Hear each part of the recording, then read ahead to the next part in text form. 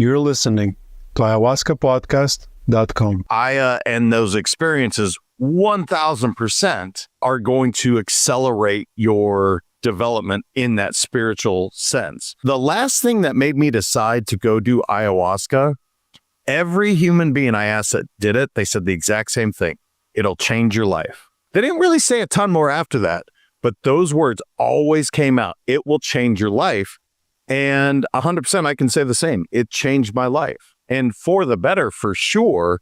And I realize why people say it'll change your life, because it's doing something that I don't think you can attain without some of that medicine. I think it would be very difficult to reach that place that Aya brings you to without having the medicine. The spiritual side is so different for everybody. For me, it's meditation. For others, it's reading the Bible. For some, it's hiking up a mountain. There's no real right or wrong way for you to fill that bucket. But I will say,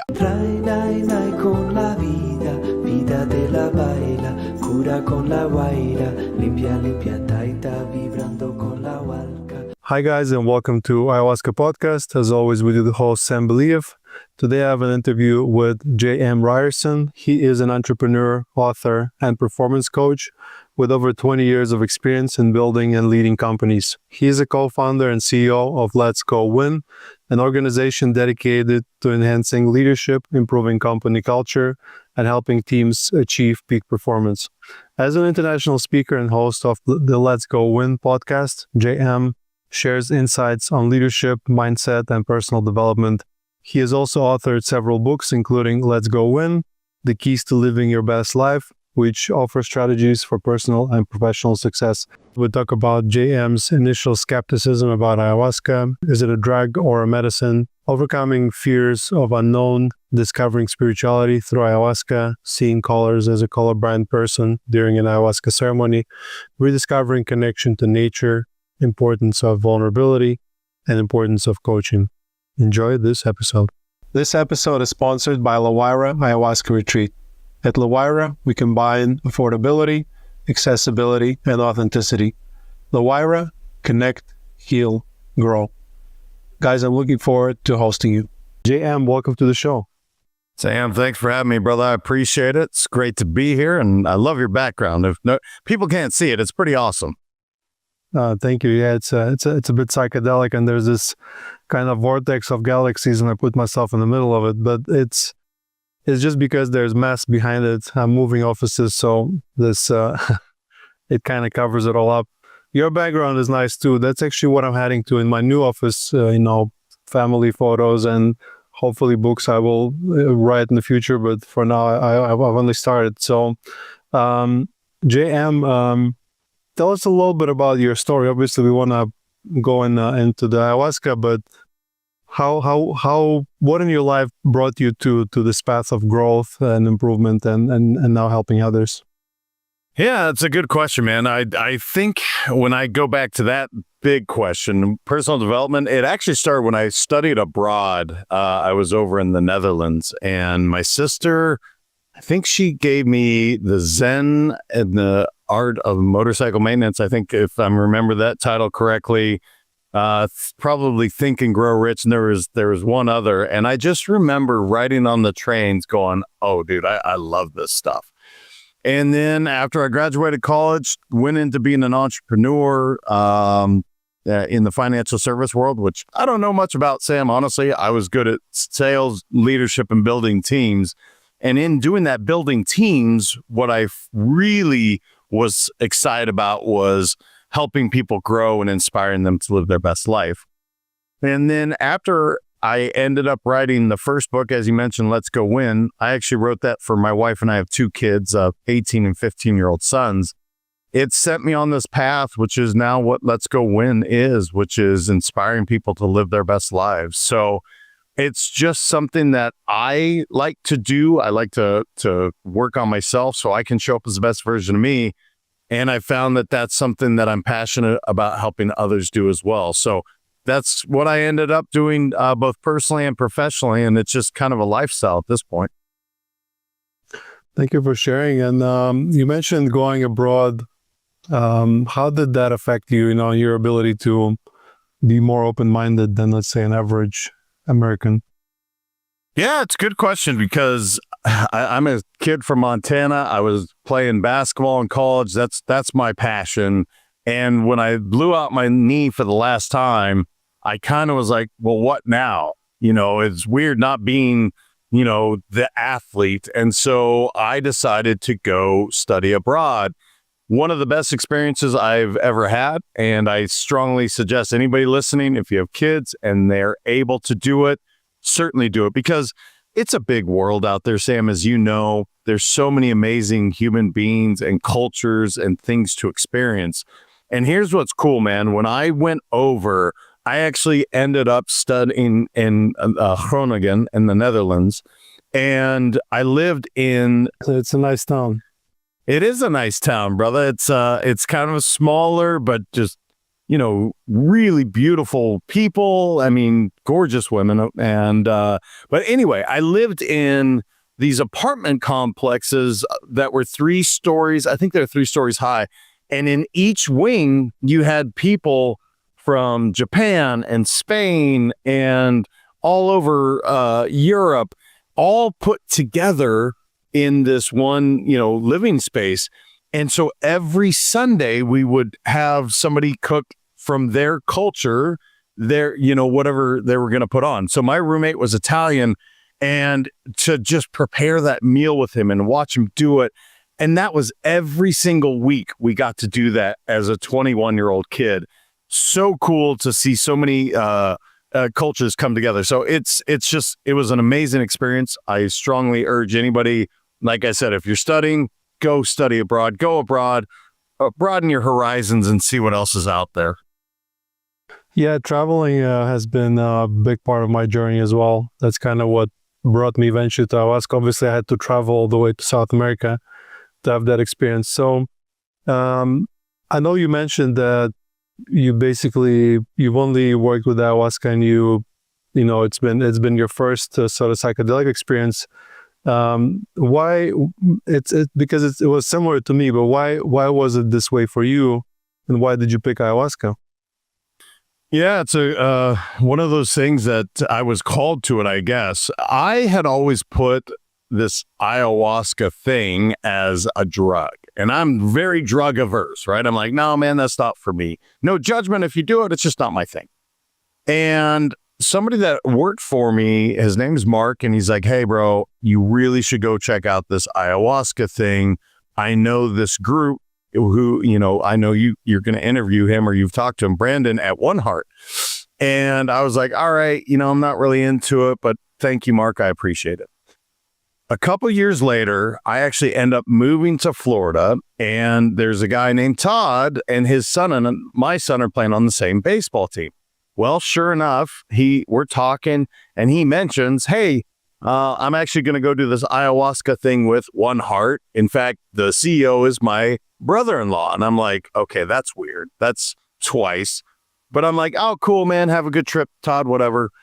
I do a podcast like a month later, and somebody mentions the same group again. Well, I believe in 3, Sam. And I was like, all right, I'm being called to do this. I had lost my dad just shortly before that. And I knew there was some stuff that I wanted to really deal with, some trauma and some stuff.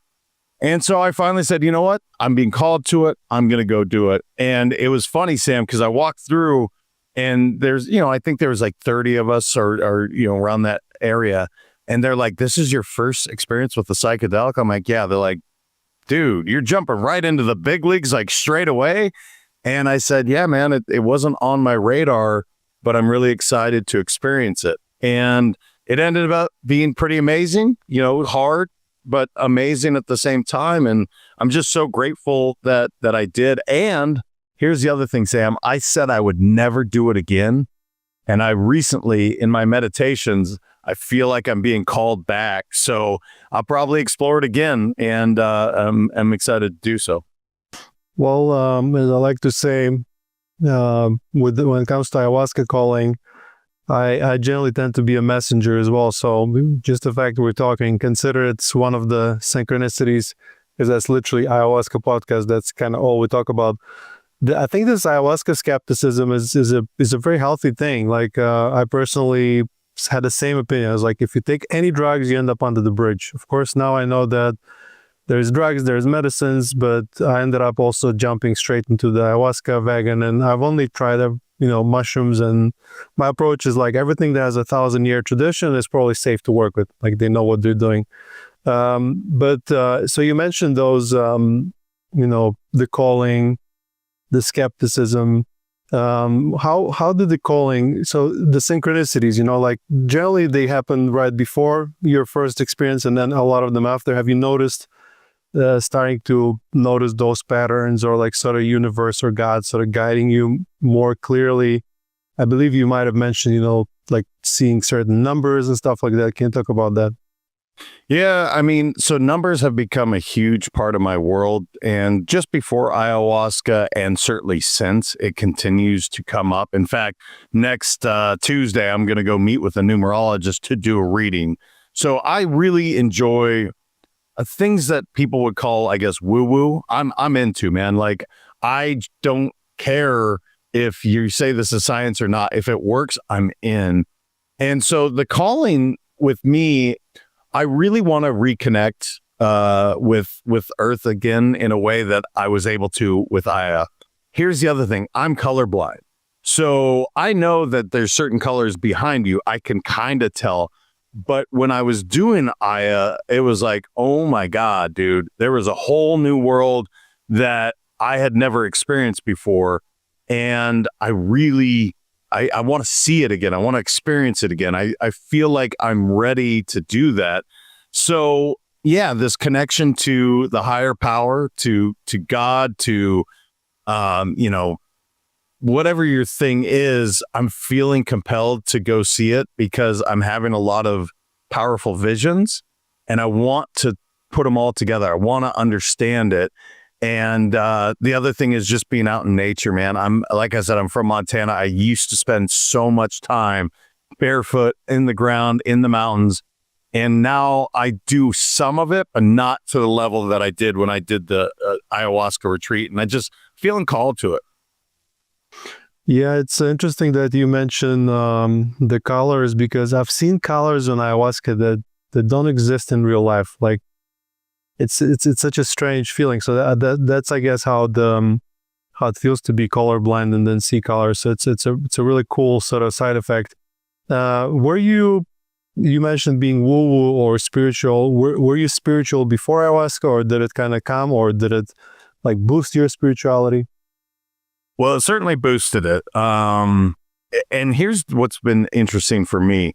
Prior to going to ayahuasca, I would say, because I was raised Catholic and I really never jived. I didn't have synergy with that particular religion. So the word God and I were at a place, like, it wasn't something I was very comfortable saying for many, many years. I mean, from probably 18 till, 40 something, I didn't really use that word a lot. Spiritual for sure. Like I meditate several times a day. Buddhism, Taoism, those would be the two areas that I definitely resonate with. But here's what's interesting. Just prior to going to the retreat to Aya, I spoke with God in a meditation, and that had never happened before. Like there was something going on. And as you guys that know Aya better than I do, they're saying the medicine's already working before you even got a chance to take the medicine per se. And ever since that moment, Sam, my relationship with God is something that's just grown. Certainly, whatever that looks like for people, I have no judgment on. But for me, I say every single day, I'm grateful for my relationship with God, and thank you for helping me come back to that place. I say it every single day when I'm doing my breath work, because I really didn't have that connection prior to the Aya experience. And now I'm so comfortable talking about God, talking about faith, and not having any judgment on religion, just saying, look, if it makes you a better person, awesome. This is what I'm doing. So I'm forever grateful for that from Aya, because I truly believe it brought me to that place. Thank you for sharing that. I think a lot of religious people are worried about ayahuasca because they think it's a kind of religion and you have to like follow other kinds of saints. But I think the way I view it is basically just an antenna that increases your signal to whatever version of God you wanna deal with, or whatever facet of the face and presentation. It's interesting you mentioned faith as well, because I recently realized that that's what I've gotten as well from ayahuasca, in a way that when I have some challenges and they're really tough, I have this like just faith. Like if something is happening and putting me on a different direction, well, it means that's supposed to happen. I'll do my best work, but I'll basically just have faith that it's for the better. Maybe there's a better way to do something. It's like if a certain kind of path is failing, there might be another path that is better. So that's another thing that I guess when you talk about woo or spiritual stuff, is it's important to kind of accept that there is woo stuff that is just bullshit, just people pretending to be somebody they're not, or saying something that's not happened to make money. But through this ayahuasca work, I've seen over and over again patterns or things happening that are absolutely paranormal. However, I can, like, not scientifically, but I can prove it, you know? So it's interesting to kind of see that, yeah, there's both sides of that. So I mentioned my own challenges, right? When I strike some difficulty and I'm looking for another path. So I know you talk about winning and about losing and about learning. So can you talk to us about that, and maybe what role could psychedelics play in somebody's journey when they're failing, or let's say need to find another path? Yeah, I think the word faith is going to come into play in a major way, because here's the deal. Yeah, I grew up playing sports and I understand the idea of winning and losing. But when people talk about let's go win, I don't really believe there's a loser that should be involved. Right now, the only way you really fail, in my opinion, is if you quit. Right? Because every time I've failed on a project or something fell through, typically some great learning lesson came from that, or something even greater. You know, that's rejection. If somebody rejects you or says no, sometimes in the moment, our ego, stands up and it's like, oh my gosh, this is the worst thing ever. Well, if you just are patient for a second, you realize, wait a minute, there's something greater waiting for you right around the bend. That rejection was one of the greatest gifts that God, universe, spirit guides, whoever you subscribe to, gave you. And so it is one of those interesting things that I have people all the time ask me about winning. And it's taken me down a really cool rabbit hole with the word winning itself. Because if you look up the word winning, you're going to see one word over and over and over. And this is something that is fascinating to me. Self-love, self-care, self-belief, self-development. That word self is always present in winning. And so then I was like, okay, cool, but what does that mean? Well, self stands for, in my opinion, strength, energy, love, and freedom. And there's 3 areas that are a part of that: emotional, mental, and physical. So if that's the case, and I want to win, quote unquote, in life, I really have to start with myself first. And so that's what I'm teaching on a daily basis, Sam, when I'm working with my clients, whether it's an athlete or an executive. It starts with you, right? It starts with how are you pouring into yourself so you can show up as the best husband or father or employer, whatever hat you're wearing. You have to pour from a full cup. You can't pour from an empty cup.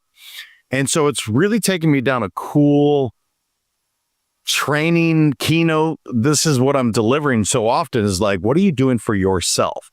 And inside of that, there's 12 different exercises that I offer to people to really get them doing it. Some of which include breathwork, meditation, grounding, cold plunges, things that people in this world are really comfortable with.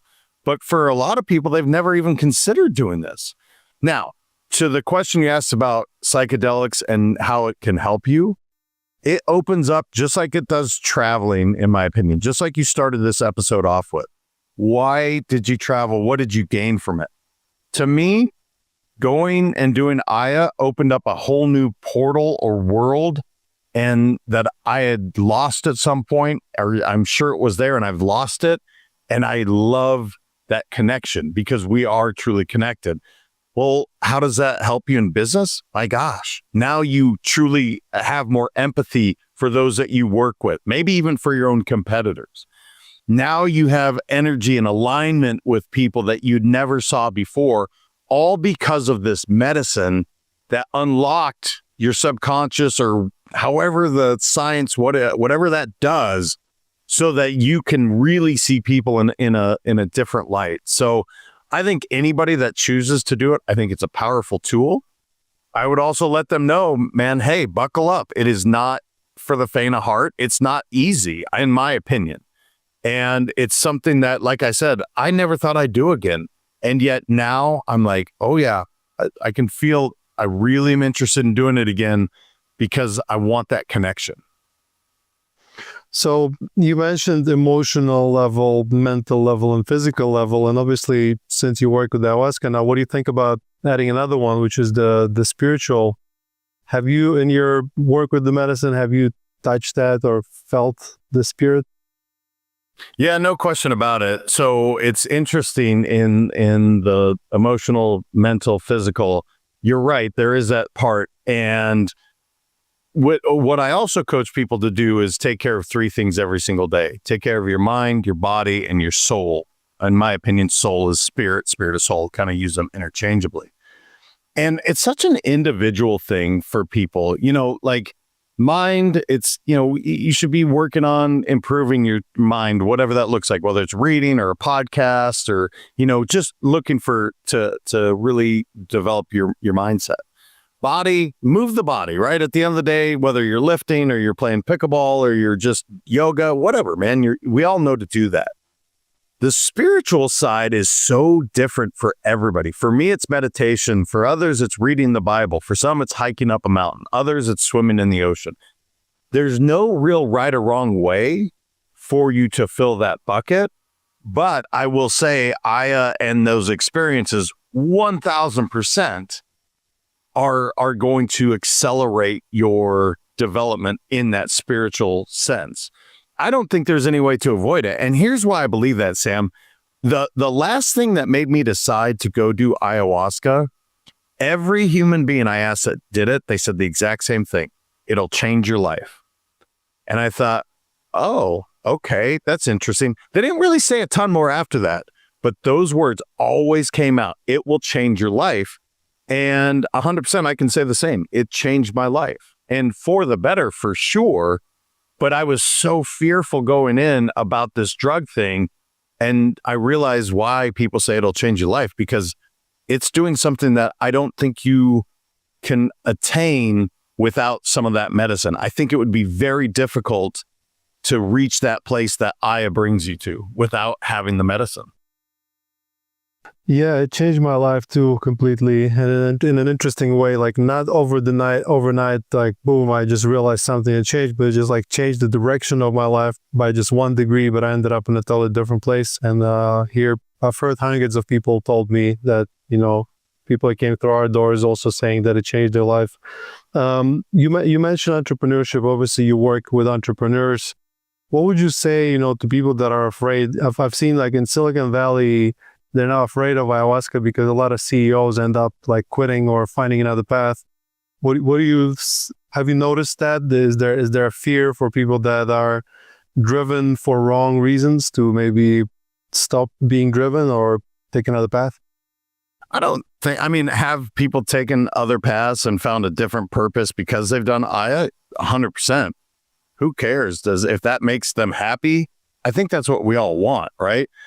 It's interesting you bring up Silicon Valley, because when you look at the majority of the economy of our world, it's kind of based out of that little area, in California, Northern California.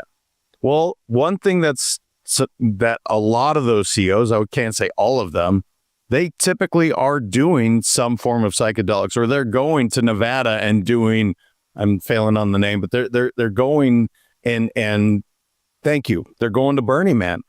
Well, they figured out that this creative side of your brain, something gets unlocked when you do these psychedelics. Now, I'm not saying it's for everyone, right? Like if you were to say, hey man, let's have a hit of acid, I'm going to say no. Like I'm just not interested. But like you, if it's mushrooms, I'm probably, yeah, man, if it's a good space, I would love to be in that safe space and see what is out there that I'm not able to access in, my subconscious, or I'm not able to access, the connection to the earth. I think they've figured out that, you know what, there's more to our brains, and we've been conditioned to kind of shut these things down, and these psychedelics open them up. Now, many creative people have utilized, whether it's drugs or medicine, to access things that they couldn't do otherwise. And I think it's smart. I think if you're willing to do the work, if you're willing to say, you know what, I want to be more creative. I want to be more loving. I want to be more abundant. Whatever your thing is, ayahuasca is going to help. And I know I'm talking to you, this is your thing, so you subscribe to this. But if somebody's listening, they're like, yeah, man, I'm afraid of it. There's really no need to, because if you're doing it in a safe space with people that know what they're doing, there's really nothing to fear. Now, that doesn't mean you're not going to see some nasty stuff, man. There's going to be some tough things to deal with. But wouldn't you rather deal with it so you're in your life, you can thrive? And I think that's what I'm seeing these CEOs in Silicon Valley to all over the world. They're saying, I want my life to be better, and this medicine helps. Yeah, I don't think there's a way we could separate our culture from psychedelics, period. We were always delving in that space, and ancient Greeks were tripping, and, everyone was tripping on something. It's just that we kind of lost it. Now we're recovering it. We don't have our own tradition, but we can obviously go to Amazonian traditions and others. And yeah, like even the original math people that were figuring out, the programming languages, and early, people that came up with the idea of computer, they were also tripping on stuff. So it's obviously it opens a lot of creativity. So you mentioned several times that, ayahuasca is challenging. It can be a difficult experience. Can you describe your own experience and what were the challenging parts, and maybe what were the nice parts? So the big ones that come to mind, my hearing is not awesome. And when I do when I know it's really kicking in, there's a huge loud buzzing that happens in my ears. And I don't like it, man. I mean, it is it's just really, I know, because I did it 3 times. Every time that buzzing would start, then the visions and everything would start. For me, the idea of not having control of the functions, and that was the scariest part. Because, for instance, I love tequila. Okay, that's just, if there's a vice in this world, it's either red wine or tequila for me. But I know if I drink 1 glass of tequila, 2 glasses, 3 glasses, I know exactly how I'm going to feel. I'm going to feel X every single time, and I'm in complete control. With Aya, it was so new to me, and I'd never done it. I did the first cup, and I remember sitting there for almost an hour and felt nothing. And I thought, oh, shoot, something's wrong. Well, nothing was wrong. They offered additional medicine. I had that, and I don't even think it was a full cup. On my way back to my mat, I literally felt, oh man, you could feel the tingling coming on, feel some things. It scared me initially, brother, because I was like, oh man, I'm going to a place that I don't have control of. What's interesting, Sam, is I don't feel like I'm a controlling type A personality. Like my wife certainly would fall into that category. But for me, I'm actually pretty easygoing for the most part. But I found with this medicine, that was my challenge. Now, the beautiful things, oh man, the music that they were playing at where I was at, the nature, because we were in Costa Rica and you could hear all the different animals around, that was incredible. The colors will always be my favorite because I don't get to experience it on a daily basis the way maybe some people do. I don't know, but certainly it was something that was so vibrant and so clear and just it was just astonishing. I've never seen anything like it. And I'm starting to want that back. And then the connection, I remember seeing just almost like being an avatar, the trees and everything connecting. And it was like, I don't see that on a daily basis. And it's something that I want to experience again. And I want to understand, things that are being sent to me, like the Black Hawk that's followed me since Aya, that literally everywhere I go, that Black Hawk is still with me today. And I want to understand even more what it's trying to tell me. And I think I know, but I think Aya can help. Yeah, thank you for sharing that. I was going to make a joke, as long as the Black Hawk is not a helicopter, then you're good. You described that when you felt and connection to nature. How does that, when do you feel it the most? Is it just when you're in the nature, or how did that feeling affect your life?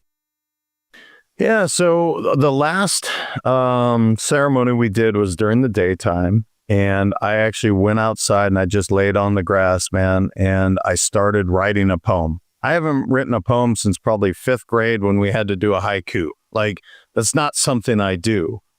And I'm watching on the grass, watching this hawk just circle and circle and circle. And so every day that I go outside now, whether I'm in Florida or Montana or Colorado or Tennessee, Oklahoma, I mean, all the places I've gone just recently, guess what? That hawk is still right there.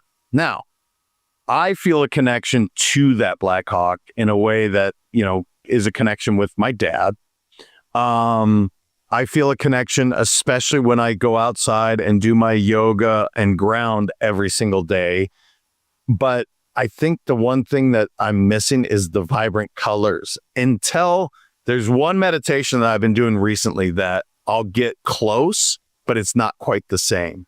So I just my practice is every single day, at least 5 to 30 minutes that I get outside and I just get my feet in the ground. That's when I feel connected again, because otherwise, brother, like you, I'm sure, I'm doing a lot of these, Zooms, and I'm on the phone and you're doing business. You got to make time to get outside and get reconnected, because the energy that we get is just, it's so profound. And it's something that I spent a ton of time outside as a kid, and I kind of lost that a bit in my adulthood, and I want to get it back. Yeah, here definitely it's easy because of the climate. It's so nice all year round. So I definitely go for the walks. You mentioned your dad, and I think you lost your dad not that long before your first ayahuasca retreat. Have you been able to access this consciousness, or maybe contact him, or somehow process the loss? So, to a degree, it took me, I think, 3 months of meditation to where I could ever see my dad's face again. Now I lost him to suicide. And I only say that because it was a traumatic thing that I didn't know was even a possibility. My dad was my hero. It's, still is just strongest man you've ever met.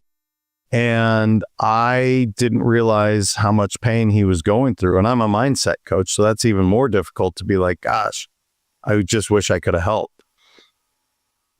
Just prior to going on the retreat, I had done a meditation and I actually saw his face, and I was able to connect with him again, which had taken months to do that.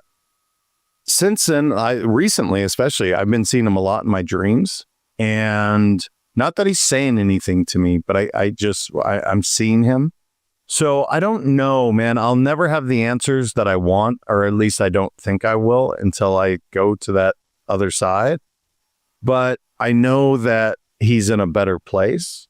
And when I see that Black Hawk, man, it just tells me that, he's up there. He's not struggling, because when I watch this hawk, man, he's not fighting against the wind. He's gliding, and he's always just gliding. And And obviously for somebody to take their life, they weren't gliding, man. They were going through a lot of pain and struggle.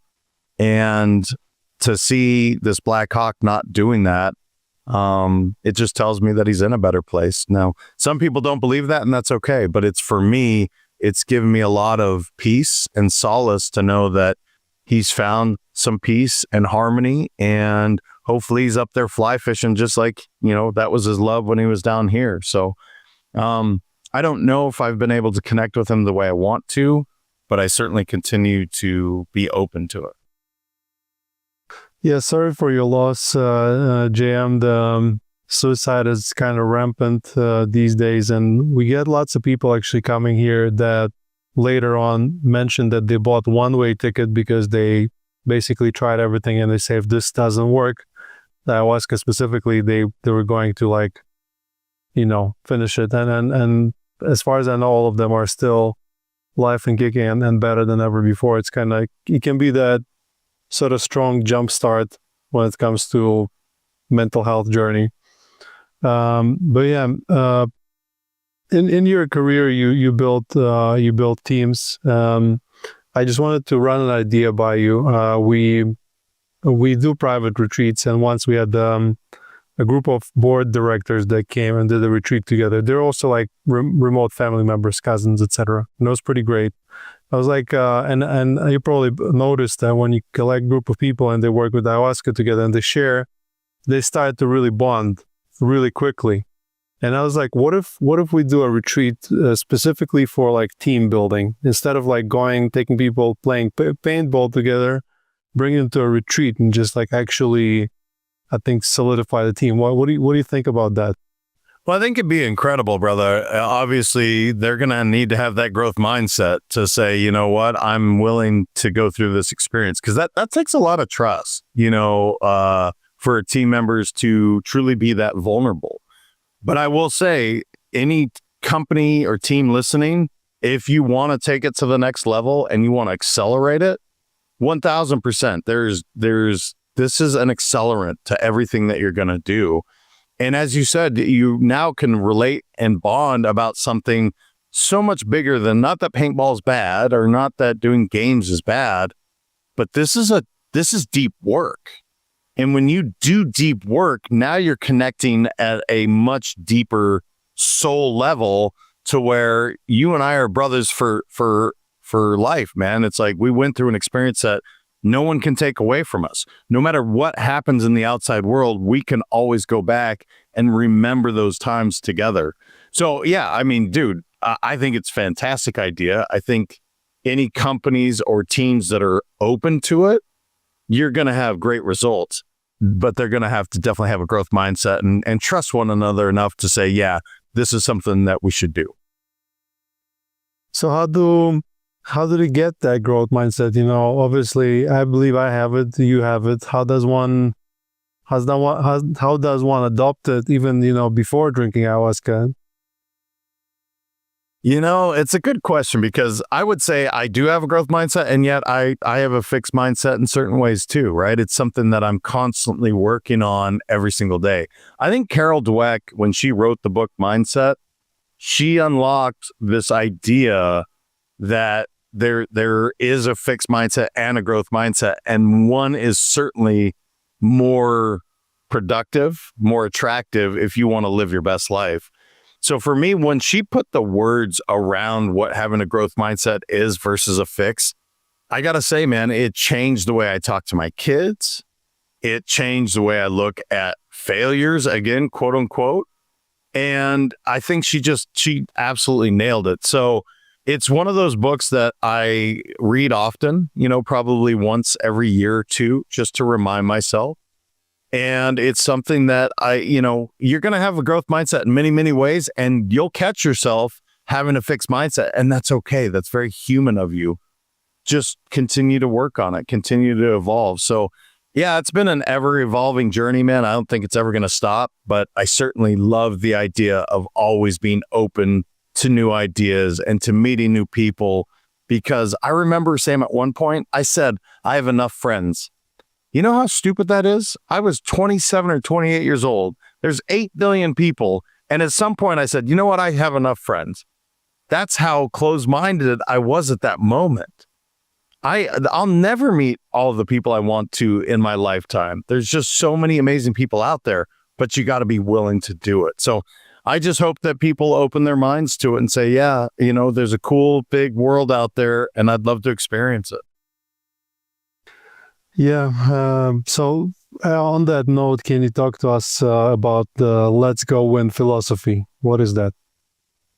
Yeah. So the overall philosophy is inspiring people to live their best lives. That's why it exists. Now, what I do is I help companies double or triple their revenue in the first year. That's kind of the sweet spot that I've found.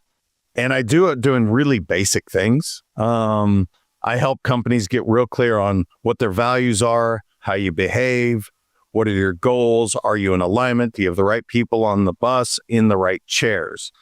And when you do that, it allows you to now thrive. Your company grows relatively drama-free and work becomes fun again.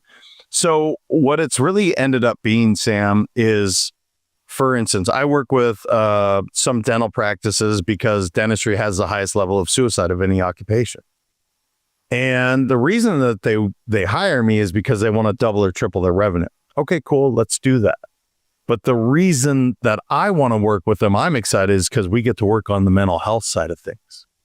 And so what's cool with companies I get to work with is their money is growing, but guess what? So is their self-growth, their love and their work-life balance and work-life harmony starts to get in alignment with what they want in life. So it's just helping people achieve that freedom, the love and abundance that they should have and do have access to, helping them unlock that. Meanwhile, they also get to, grow and expand their business side of things, which allows them to have the freedom to have more time, the freedom financially to go experience something like ayahuasca or, just take that vacation that they never did. So it's become so much bigger than just helping them with money. It's really helping them experience what owning a company should be all about. Yeah. Thank you for sharing that.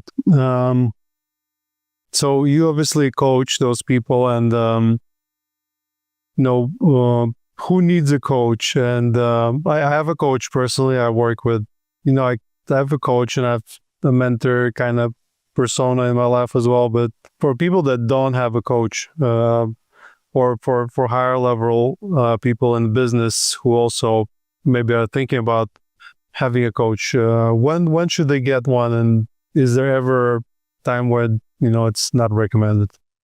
So this is a softball question. Thank you, Sam. It's everyone needs a coach. Look, if you're a basketball fan, Michael Jordan had a coach, had a strength coach, had a dietitian, had a stretching coach. I mean, this is the greatest basketball player of all time, and he had coaches all over helping him perform at his highest level.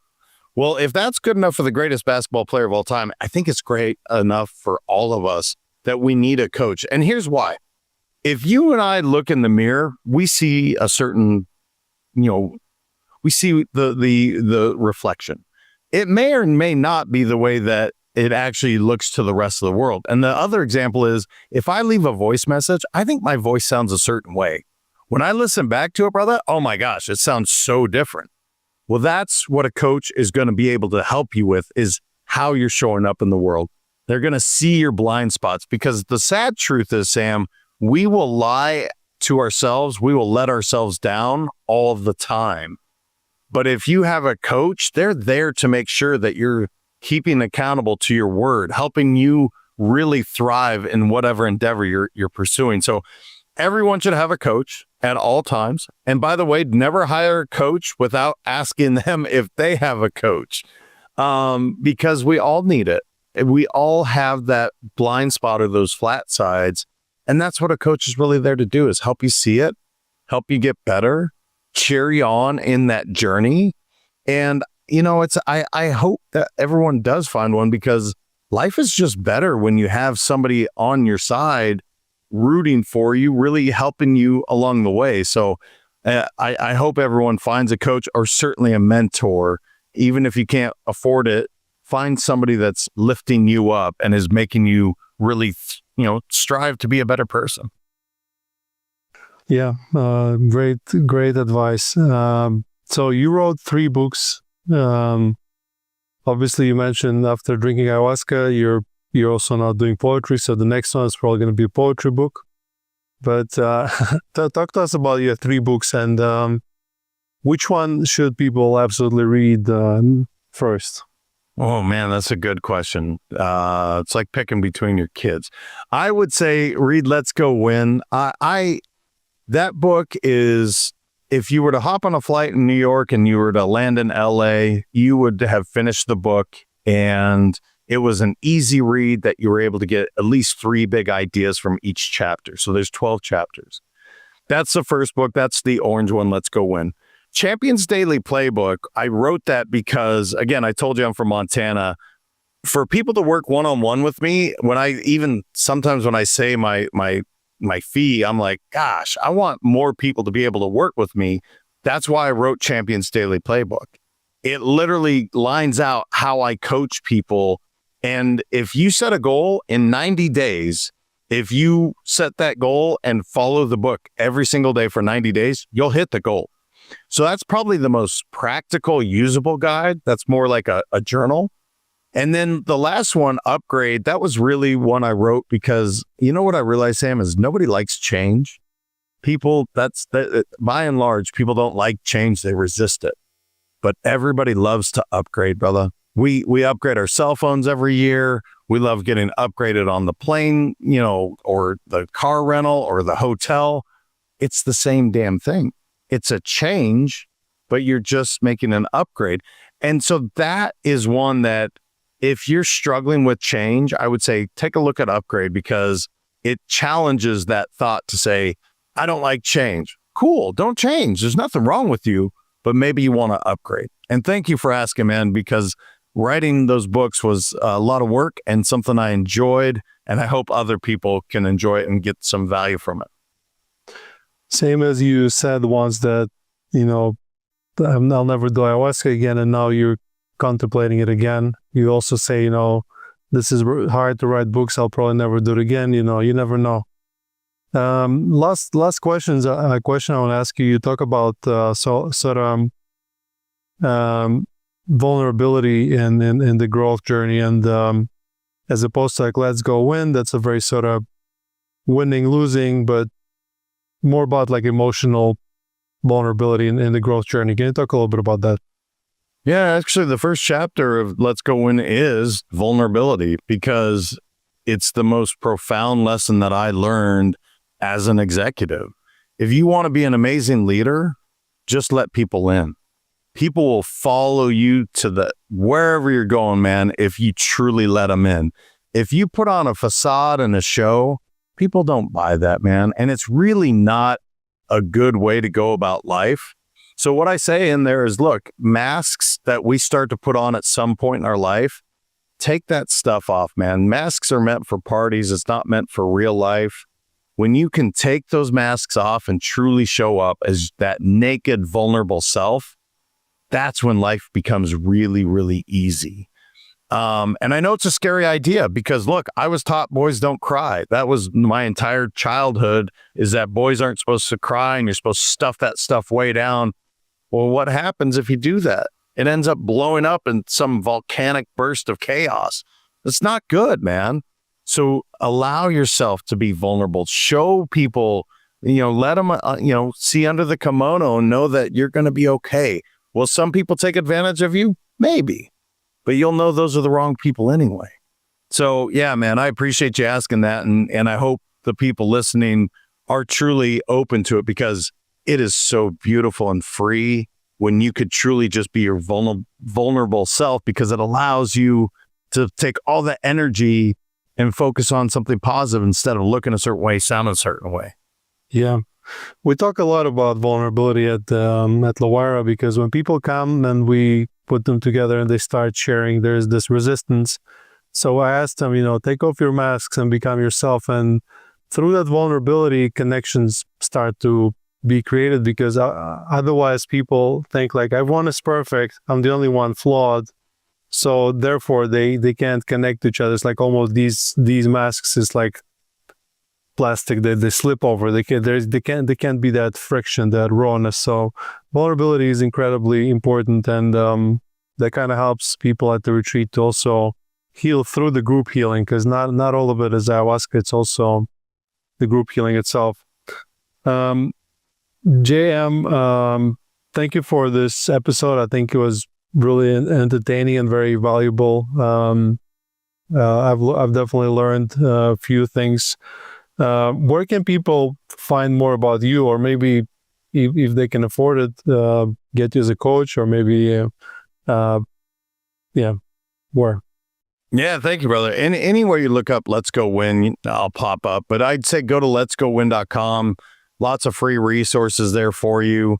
I am taking on one more company, depending when this comes out, in 2024. And then every quarter, I will take on another company to help them grow. And I'm not saying we're the right fit, but we can discover that. We can go through and see, hey, do you really want to grow your company and double or triple your revenue? Cool, man. Let's take a look and see if we'd be a good fit. So check it out, hit me up, and let's see if we fit together. If so, that would be amazing. And Sam, you do a great job on this podcast. I love what you're doing, brother, and keep up the amazing work. I so appreciate you. Thank you, JM. Guys, you've been listening to Ayahuasca Podcast, and I will see you on the next episode. I hope you enjoyed this episode. If you'd like to support us and psychedelic renaissance at large, please follow us and leave us a like wherever it is you're listening. Share this episode with someone who will benefit from this information. Nothing in this podcast is intended as medical advice, and it is for educational and entertainment purposes only. This episode is sponsored by La Huayra Ayahuasca Retreat. At La Huayra, we combine affordability, accessibility, and authenticity. La Huayra, connect, heal, grow.